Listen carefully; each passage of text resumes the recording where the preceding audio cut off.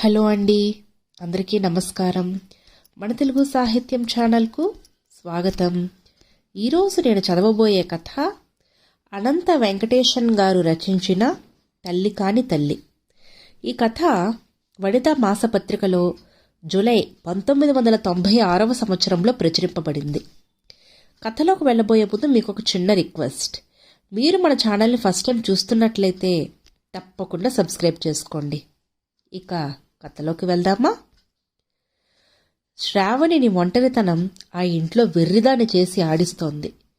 ఆ కొత్త ఇంటికి ఆ కొత్త మనుషుల మధ్యకు వచ్చి 3 మాసాలు కావస్తోంది. కానీ 3 మన్వంతరాల ఏకాంతం మూటకట్టుకుంది. తను ఎంఎస్సి అన్ని పరిస్థితుల్లోనూ సవ్యంగా ఉంటే గృహిణిగా, అందులోనూ ఉత్తమ గృహిణిగా గోల్డ్ మెడల్ పొందాలని ఆశయం. కాలం తనకు మాత్రం నెమ్మదిగా నడుస్తోంది కనుక తనను వరించే ఎన్నో ఉద్యోగాలలో ఒక్కదాన్ని ముడేసుకొని పరుగులు తీయాలని లేదాముకు. అక్కడికి దేవుడు ఉన్నాడో లేడో ఇంకా ఒక నిర్ధారణకు రాకుండానే జీవితంలో ఒక విధమైన క్రమశిక్షణ, ప్రశాంతత కోసం పూజా కార్యక్రమం నిర్వహిస్తోంది. తన ఆశ భర్త ఆఫీసుకు వెళ్లే వరకు అంటిపెట్టుకొని అన్ని అవసరాలు చూడాలని, చివరకు బూట్లు తొడిగి లేసులు కూడా తనే గట్టిగా కట్టి సాగనంపాలని. కానీ ప్రకృతి ఆయనలో వ్యతిరేకంగా ప్రవేశించి భార్య మగాడి బానిస కాదు, వ్యక్తిగతమైన పనులు భార్యతో చేయించుకోకూడదు లాంటి భావాల్ని పెంచింది. అవి బలవంతాన చేయించుకుంటే బానిసత్వం అవుతుంది. కానీ ఇష్టంగా చేసేవి భర్తపై భార్యకు గల అనురాగాన్ని తెలపటానికి ఆ సన్నివేశాలు మాధ్యమం అవుతాయని భర్తకు తెలియచేయటానికి ఎప్పుడూ ప్రయత్నించలేదామె. కారణం భర్తలో అంతటి ఈస్థెటిక్ సెన్స్ ఉందో లేదోనని. వీటన్నింటికంటే ఆమెను ఎక్కువగా బాధించేది ఆ ఇంట్లోని 2 మగాళ్లు బయటికి వెళ్ళిపోయాక తనతో ఉన్న మరో స్త్రీ తనతో కలవకపోవటమే. ఆమె తన తోటి కోడలు ధనలక్ష్మి. ఏవండి, రాత్రి 8 గంటలకి ఇంటికి చేరిన సుదర్శన్ కోటు గుండెలు తీసుకోబోతుంటే వెళ్ళి గుండెల మీద వాలి అంది శ్రావణి. ఏంటండి అల్లరిగా అడిగాడు సుదర్శన్. ఒళ్ళు పులకించింది ఆమెకు. ఏమిటి మరింతగా హత్తుకుంటూ అడిగాడు. సరే, ఏదో చెప్పబోతే నేనే ఏదో చేసినట్లున్నాను. ఏంటి? అదేనండి, ఒంటరితనం. అదేమిటి? చలం, బుచ్చిబాబు, కొడవటి గంటి, సంజీవదేవు, మాలతీ చందూర్, అమృత, ప్రీతం ఇలా ఎందరినో తెచ్చిపెట్టుకున్నావుగా షెల్ఫ్లో. వాళ్ళెవ్వరూ కబుర్లు చెప్పటం లేదా? ఎంతైనా కాల్పనికతయే కదండి. అది కొంతవరకే ఊరట కలిగిస్తుంది. సజీవమైన ఉనికి, స్పందన, ఆర్ద్రత ఇలాంటి వాటితో అనుభూతి చెందాలని ఉంది. అయితే ఒక నూతన ప్రాణిని సృష్టించు, కొంటిగా బొగ్గమీటుతూ అన్నాడు. ఈ ఇంట్లో ఉండగానా అనబోయింది. చిన్నా అని హాల్లో నుంచి బావగారి పిలుపు. వస్తున్నా అన్నయ్య. కోటు సవరించుకుంటూ గది బయటికి వెళ్ళిపోయాడు సుదర్శన్. నిట్టూర్చి పరుపుపై కూలబడింది శ్రావణి. కాలింగ్ బెల్ మోత విని ధనలక్ష్మి వచ్చి తలుపు తెరిచింది. కాస్త వెనకుగా శ్రావణి కూడా వచ్చింది. ఒక 30 ఏళ్ల మహిళ ఆప్యాయంగా ధనలక్ష్మిని కౌగిలించుకొని, అక్క బావున్నావా అని పలకరించింది. సవ్వడి లేకుండా నవ్వి, ఎప్పుడొచ్చావు దాక్షాయిని అంది ధనలక్ష్మి. ఈరోజే అంటూ ప్రశ్నార్థకంగా తన అంచనా నిజమేనా అన్నట్లు శ్రావణి వంక చూసింది. ప్రతిమలా నిలబడి చూస్తున్న శ్రావణిని పిలిచి, ఈమె మన పక్కింటి వాళ్ళమ్మాయి. 4-5 ఏళ్ల క్రితం పెళ్ళయింది. పెళ్లికి ముందు ఇంచుమించుగా మనింట్లోనే గడిపేది. ప్రస్తుతం భర్త, బాబుతో విశాఖలో ఉంటుంది అని శ్రావణిని ఆమెకు పరిచయం చేసింది. ముగ్గురు సోఫాల్లో కూర్చున్నారు. ఏంటి విశేషం? పట్టుచీర కట్టావు, చేతిలో కుంకుమ భరిణిలా ఉంది అడిగింది ధనలక్ష్మి. చెల్లి గాయత్రి సీమంతం. ఇంట్లో ఎవరి పనుల్లో వాళ్ళున్నారు. చుట్టుపక్కల తెలిసిన వాళ్లను కలిసినట్లుంటుందని పేరంటం పిలవటానికి నేను బయలుదేరాను. గలగలా మాట్లాడొస్తుంది దాక్షాయణి. ధనలక్ష్మి ముఖంలో రంగులు మారటాన్ని ఇద్దరూ గమనించారు. అయితే అది అసూయతో కాదు, ఇన్ఫీరియర్గా ఫీల్ అవుతోందని అర్థం చేసుకుంది దాక్షాయణి. కాస్త కాఫీ కలుపుకొస్తాను అంటూ లేచింది ధనలక్ష్మి. తన కాంప్లెక్స్ దాచుకోలేక వెళ్ళిందనిపించింది ఇద్దరికీను.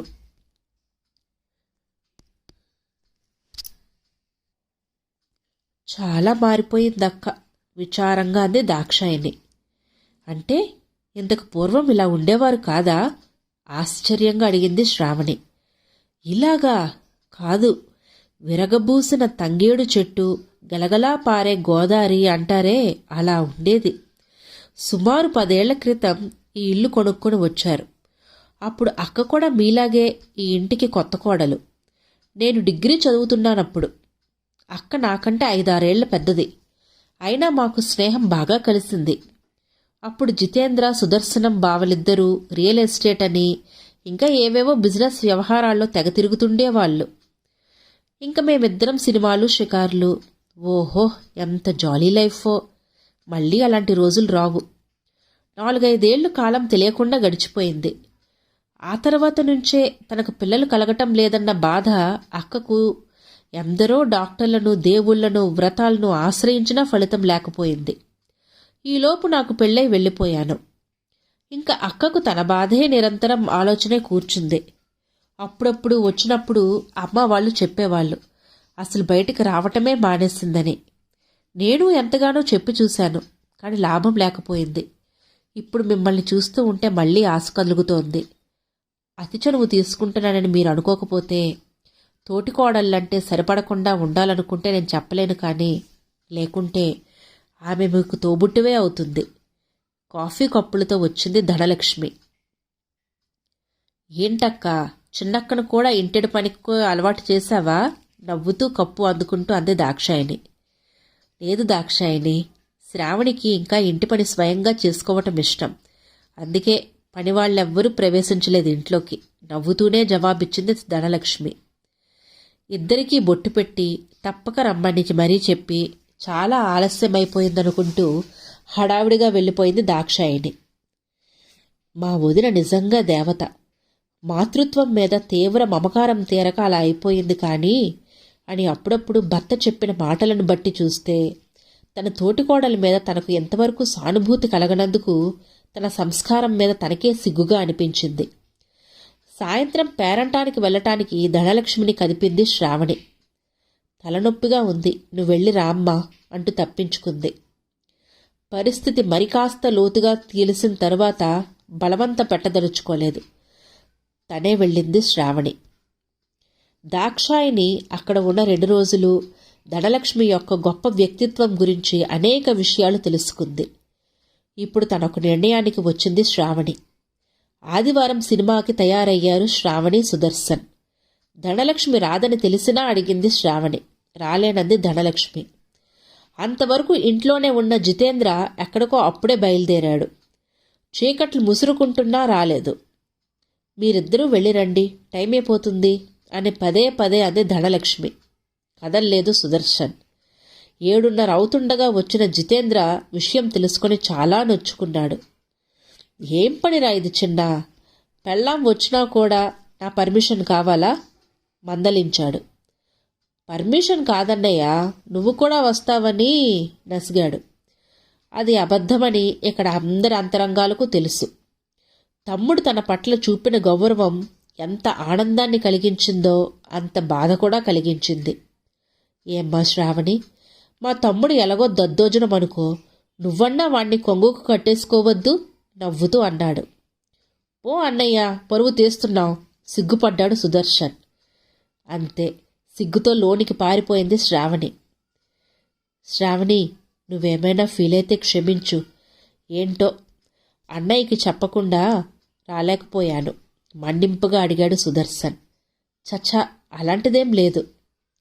భార్యను దగ్గరికి తీసుకుని ఊహ తెలియకముందే అమ్మ నాన్న పోయాక అన్నీ తనే అయి పెంచాడు, చదివించాడు అన్నయ్య. చాలా కష్టాలు పడ్డాడు. చిన్న చితకా పనుల నుంచి ఈనాడు ఈ బిజినెస్ స్థాయికి ఎదిగాం. నేను వేరే ఉద్యోగానికి ప్రయత్నించకుండా అన్నయ్యకు తోడుగా ఉండిపోయాను. అన్నయ్య ఏదీ శాసించడు. అందుకేనేమో నాకు చాలా గౌరవం. అందుకే ఏ చిన్న విషయం స్వతంత్రించాలన్నా ఇబ్బందిగా ఉంటుంది. చాలా గంభీరంగా చెప్పాడు. నాకు తెలియదా ఏమిటి? నాకెందుకెంత వివరణ? మీరెప్పుడు ఇలా రామలక్ష్మణుల్లా ఉండాలనే నేను కోరుకునేది. శ్రావణి, నిజంగా మా వదినతో పోల్చదగిన దానివి నువ్వు, మమేకంగా హత్తుకున్నాడు. అనేక సంఘటనల ద్వారా ఆ ఇంట్లో మిగిలిన ముగ్గురిని అర్థం చేసుకోసాగింది. అదే ఇంతకు పూర్వమైతే ఎంత హీనంగా ఆలోచించేది. వీళ్ళు అందరిలాంటి వాళ్ళని చిన్నప్పటి నుండి అనేక మందిని గమనించి మెట్టినింట్లో మంచి పేరు సంపాదించుకోవాలని కలలుగనేది. కానీ తోటికోడలు కలవదని, ఈయన అన్నగీత గీయకుండానే తనే గీసుకుని దాటరని, వీళ్ళ మధ్యన ఎక్కువ కాలం ఉండలేదని, వేరు కాపురం పెడితే బాగుంటుందని. ఇంకా నయం, తన కుసంస్కారపు ఆలోచనలు ఎప్పుడూ భర్త ముందు పెట్టలేదు. చాలాసార్లు నోరు జారబోయింది. అయినా దైవం మేలు చేశాడు. శ్రావణి, నిద్రపోయావా? ఆమెను కదుపుతూ అడిగాడు సుదర్శన్. లేదు, చెప్పండి. వదిన్ని మళ్ళీ పూర్వపు మనిషిని శక్తి నీకే ఉంది. తప్పక ప్రయత్నిస్తాను.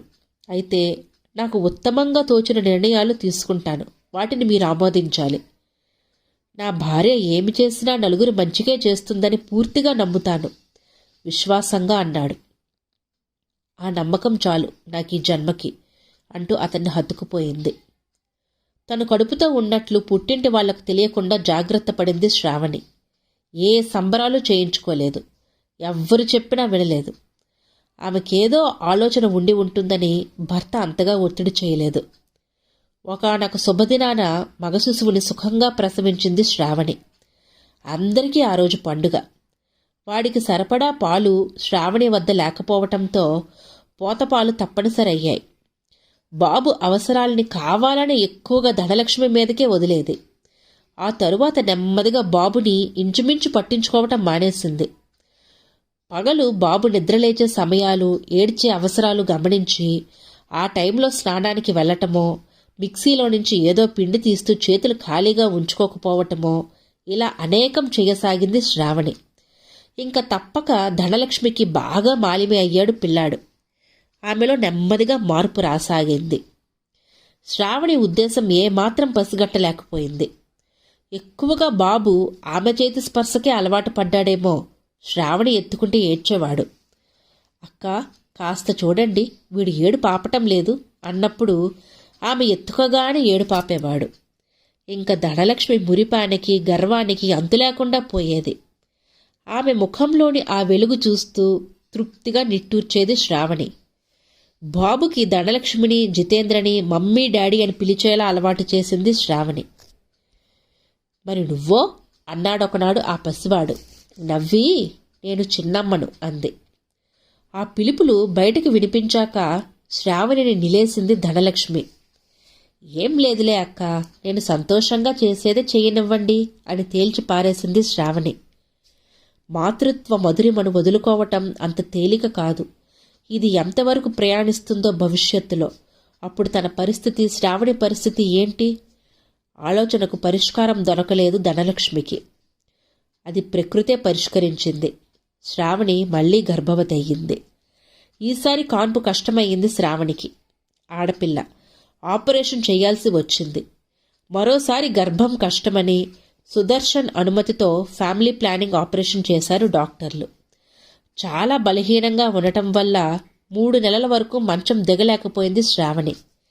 శ్రావణి తల్లి వచ్చి పనంతా ధనలక్ష్మే చూసుకోవటం వల్ల కూతురు పట్ల దిగులు లేకుండా 10 రోజుల్లోనే వెళ్ళిపోయింది. పాపను లాలించాలని ఎంతగానో ఉవ్విళ్ళూరేది శ్రావణి. కాని ఓపుకుండేది కాదు. అడిగిన ప్రతిసారి ధనలక్ష్మి పాపను శ్రావణి దగ్గర పడుకోబెట్టేది. కాని గొక్కపట్టి ఏడ్చేది పాప. చేసేది లేక ధనలక్ష్మే సముదాయించేది. శ్రావణి చాలా బలం పుంజుకునేసరికి సంవత్సర కాలం పట్టింది. తనదనుకున్న పాప ఈలోగా ధనలక్ష్మికే మాలిమైపోయింది. తన పాపను దగ్గర చేసుకోవాలని ఎంతగానో ప్రయత్నించింది శ్రావణి. కానీ అన్న నడిచిన దారిలోనే నడవసాగింది పాప. తాను ఊహించిందొకటి, జరుగుతున్నది మరొకటి. తట్టుకోవటం కష్టమవసాగింది శ్రావణికి. ఇంట్లో తినటానికి ఎన్ని ఉన్నా బయట షాపులో కొనుక్కు తింటే గాని పిల్లలకు ఆనందంగా ఉండదు. ఆ రోజు సాయంత్రం పిల్లలు బబుల్గమ్, లాలీపాప్ కావాలంటూ మారం చేశారు. పిల్లల్ని తీసుకుని సెంటర్కి వెళ్ళింది ధనలక్ష్మి. తలుపులన్నీ వేసుకుని బావురుమని ఏడ్చింది శ్రావణి. కొంతసేపటికి అంతరాత్మే ఆమెని ఊరడించింది. నువ్వూహించినట్లే జరగాలని ఎక్కడుంది? నీకు తెలుసుగా, ప్రకృతి వ్యతిరేకంగా ప్రయాణిస్తుందని. మనిషి తన కోరికనే దీపాన్ని దేవుడు ముందుంచుతాడు. ఆ దీపం తాలూకా క్రీనీడను మర్చిపోతాడు. ఆ కోరికలోని తప్పని అపసవ్యతే క్రీనీడ. అది ఎవరైనా భరించాల్సిందే. ఈ ఫిలాసఫీ జీర్ణించుకోవాలని ప్రయత్నించసాగింది. కొద్ది కాలంగా శ్రావణిని గమనిస్తున్న ధనలక్ష్మి ఒకనాడు, అమ్మ శ్రావణి, బిజినెస్ పెరిగిందని మీ బావగారు ఒక బ్రాంచ్ హైదరాబాద్లో ఓపెన్ చేయటం నీకు తెలిసిందేగా. వారానికి 1-2 సార్లు తిరుగుతూ ఆయన అవస్థ పడుతున్నారు. నేను కూడా తోడుగా అక్కడే ఉంటే బాగుంటుందనుకుంటున్నాను. ఇక్కడ బిజినెస్ చూడటానికి సుదర్శన్ ఎలాగో ఉన్నాడు కదా అంది. దిగ్భ్రాంతి చెందింది శ్రావణి. అదేంటి, మీరెళ్ళిపోతే బిక్కుబిక్కుమంటూ నేనెలా ఉండగలను? కంగారుగా అడిగింది. ఇందులో దిగులేముంది? రోజస్తమానం సుదర్శన్ పిల్లల పనులే సరిపోతాయి నీకు. చాలా క్యాజువల్గా అంది. ఈసారి ఆశ్చర్యం మరింత రెట్టింపైంది శ్రావణికి. అంటే పిల్లల్ని ఇక్కడే వదిలేస్తారా? నవ్వి, అదేంటమ్మా, నీ పిల్లలు నీ దగ్గర కాక ఎక్కడుంటారు అంది. నా పిల్లలా? కాదు, వాళ్ళు మీ పిల్లలే. కాదు, వాళ్ళు నీ పిల్లలే కావాలి. మాతృత్వం మధురిమను చవిచూడని నాకు ఈ జన్మకి చాలినంత అందించావు. ఆ తృప్తితో నేను ఎక్కడైనా సంతోషంగా జీవించగలను. తల్లి కాని నన్ను తల్లిని చేశావు. తల్లివైనా నువ్వు తల్లివి కాకుండా పోవటం నేను భరించలేను. ఆ బాధ ఎంతటితో నాకు తెలుసు. అదే బాధను తిరిగి నువ్వు అనుభవించడం నేను తట్టుకోలేను. దయచేసి నన్ను వెళ్ళనివ్వు. అక్క, మీరు వెళ్ళటానికి వీల్లేదు. వీళ్ళు మనిద్దరి పిల్లలు అంటూ తన్నుకొస్తున్న ఉద్విగ్నతను అణుచుకోలేక ధనలక్ష్మిని కౌగిలించుకొని బావురుమని ఏడ్చింది శ్రావణి.